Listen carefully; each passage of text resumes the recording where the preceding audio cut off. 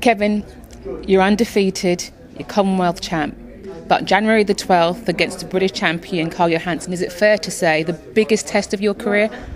It's the biggest test of my career, but I'll still be the undefeated champion. That's all the difference is I'll have the British belt then. But he's a decent enough lad, he's a nice enough fella, but when we're going to get in that ring, it's going to be, I'm not a nice person when I'm in the ring. I'll speak to him politely here, and that's it, tell him how it is, but when I'm in that ring, obviously I'll change and do what I have to do. I'll be me, and I'll get the job done. Definitely.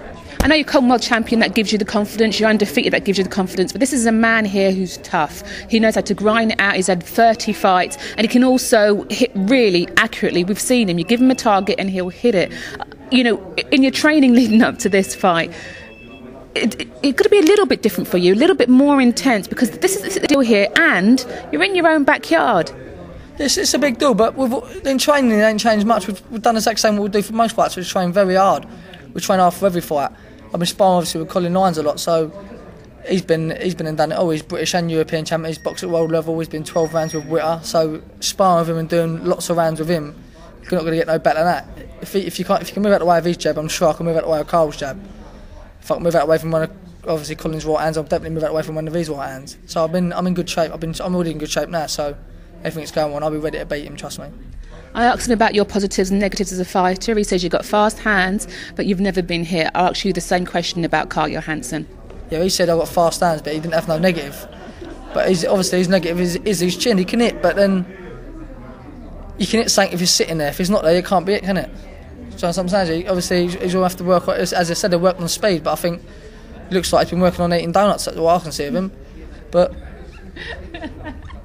Kevin, Frank Warren.tv's been down to your gym a lot, and we've seen you train with your trainer Paul Cook, and over the years it's notable your power has increased and your strength has increased. From maybe the last time we've seen you to now, how would you sort of assess your power specifically at the moment? I'm hitting very hard. Obviously, it's quite obvious I'm hitting very hard. I'm sparring, obviously, like welterweights. Me and Paul had sparring with other kids from other gyms, like they were like welterweights I was sparring with and boxing for the titles. And they was struggling to do 6 rounds with me. After the spars, they obviously pulled the weeks. They was meant to book up for the next week. They obviously pulled out the sparring. So it shows you how hard I'm actually hitting. If I'm blowing out like welterweights and sparring, if it was a super featherweight in there, I mean, it wouldn't be a matter. I'm hitting very hard. I mean, obviously practicing with power shots, my hand speed, my defence, my foot movement, my strength from my legs. I'm ready to be the world champion, trust me. I'm not just a British title, I'm ready to take on the world soon, watch. A little word on that, because the super featherweight division is really hot at the moment, especially in this country. We've just had Alex Arthur successfully defend his interim WBO title. I know no fighter likes to look further forward than the fight he's got coming up, but there's some hot prospects in your division for you.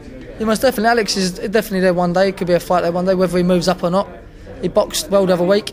I don't think it was the way he liked to have things sort of gone in the fight, but everybody has them off nights. But that will definitely be a fight that will be down the line within 2008, I think, yeah.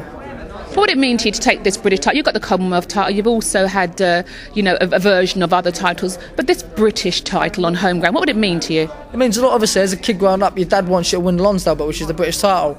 My mum wants me to win the Lonsdale title. It is a recognised belt all over the world.